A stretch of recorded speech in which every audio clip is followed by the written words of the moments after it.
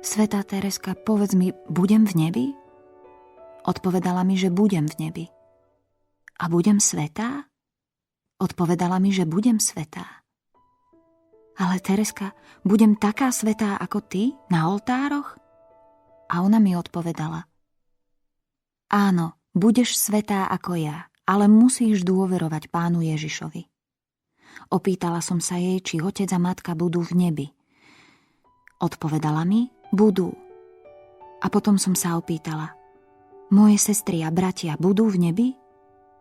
Odpovedala mi, aby som sa za nich modlila, a nedala mi jednoznačnú odpoveď. Pochopila som, že sa musím za nich veľa modliť. Nech žiadna duša nepochybuje, hoci by bola najúbohejšia. Kým žije, každá môže dosiahnuť veľkú svetosť, lebo sila Božej milosti je veľká.